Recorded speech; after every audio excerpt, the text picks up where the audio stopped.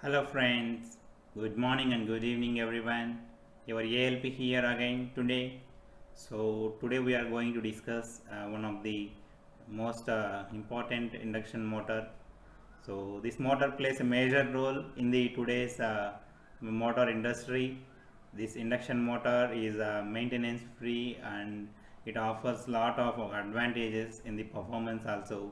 So let's start the design activity. So the design problem is design a 110 kilowatt, the 3.3 kV, 3 phase, 50 heads, and 600 synchronous RPM slip ring induction motor.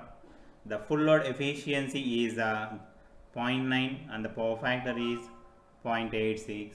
So this is the specification of the induction motor. So let's start and begin the designing, so you can get some better understanding so how I am designing it. Now we are going to calculate different design parameters of this induction motor. First we are going to calculate main dimensions. What are the main dimensions for this induction motor? So first we know that the synchronous speed as per the specification is 600 rpm, but most of the times we will use this synchronous speed in seconds only, rotations per second only. So 600 by 60, that equal to, it is very easy, 10 rps, rotations, revolutions per second. And number of poles for this machine. So we have one formula, n equal to 120 f by p. So as per this we can get p equal to, if you give in rps, 2f by n. So this is the formula. So just use this here. So number of poles, p equal to 2 into, this is a 50 heads motor. So let's take 50 and rps is so you will simply get 10 poles. It is normal calculation, 10 poles. So kVA input, how much kVA we need to input for this the induction motor, because every motor will have some efficiency, so the input should be more than the output. So for example, in this case this is a 110 kilowatt motor. For getting 110 kilowatt output, we have to give little bit more at the input side. So let's calculate what is the input kVA. So this we can calculate 110 by 0.9 into 110 by 0.9 into 0.86. So this is of 142.1189. 142.1189. So let's take it as a 143. This is a kVA input. So now we are going to assume certain parameters, the magnetic loading, the electrical loading. There are certain parameters we should assume before proceeding further. So let's assume B average, that is the magnetic flux density. So let's take 0.48 for this problem. I will explain you how we are choosing this 0.8, 0.48, 0.5 or 0.6.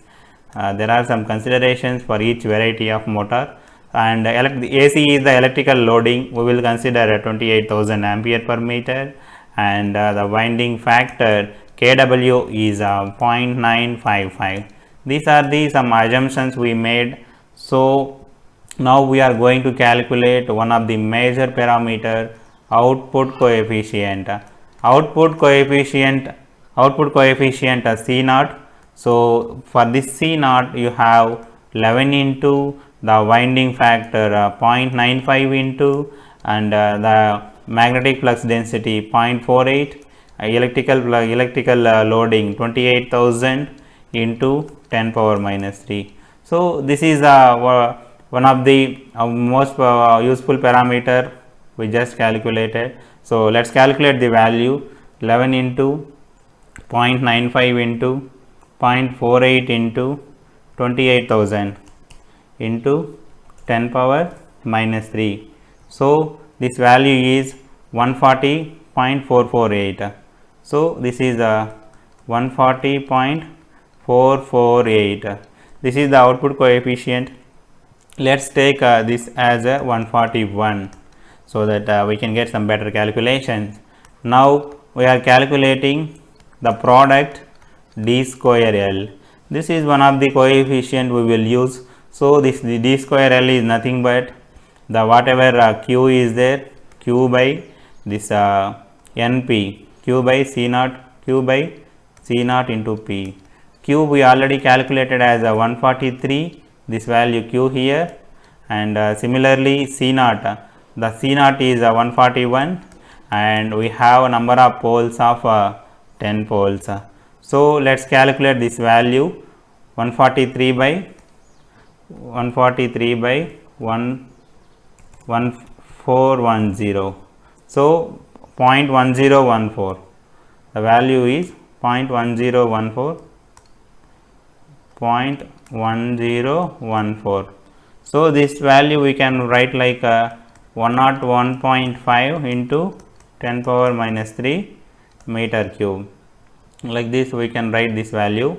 So for obtaining good power factor and efficiency, for good power factor and efficiency, there are certain conditions, power factor and so the ratio L by tau, L is the entire length, tau is the pole pitch. Generally it is considered like 1.25.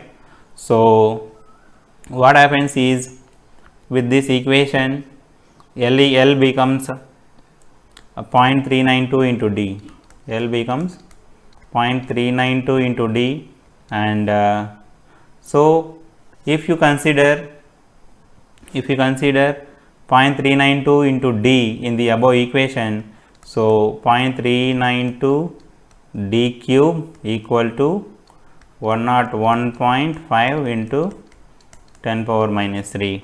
With this equation you can calculate D as 0.637. So we got the D now. So L we can calculate like 0.392 into D. D is 0.637.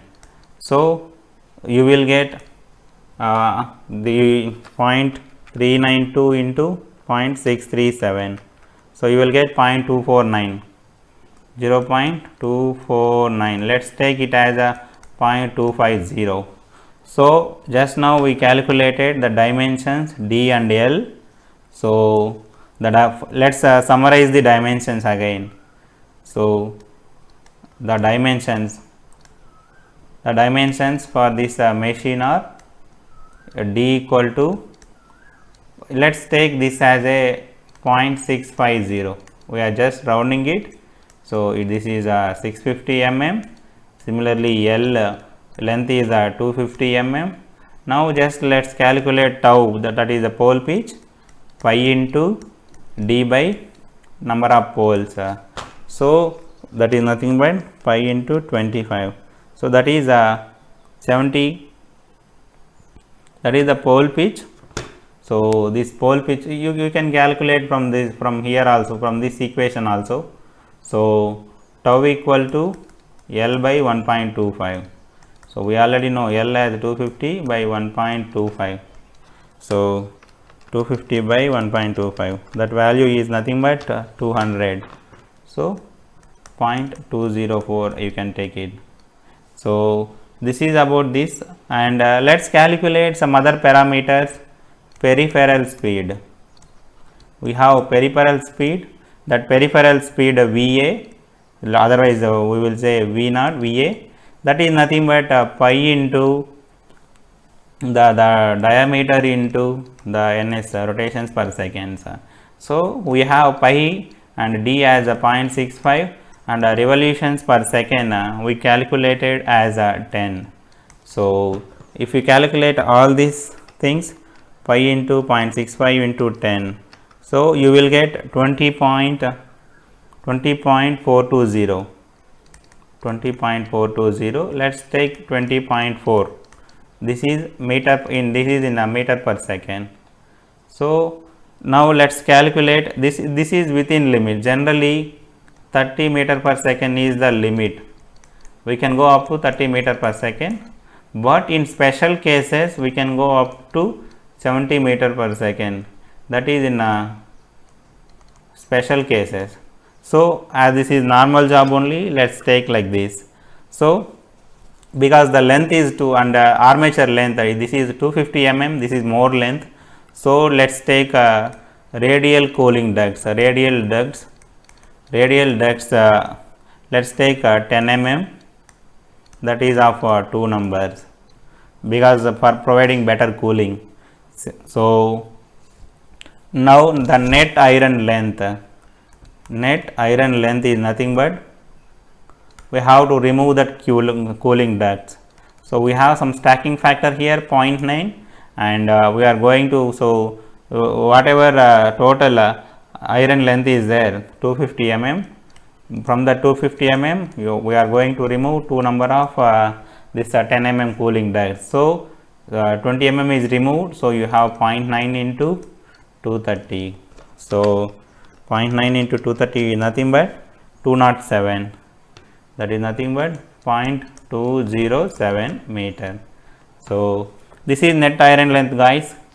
For continuation, do watch other parts of this video.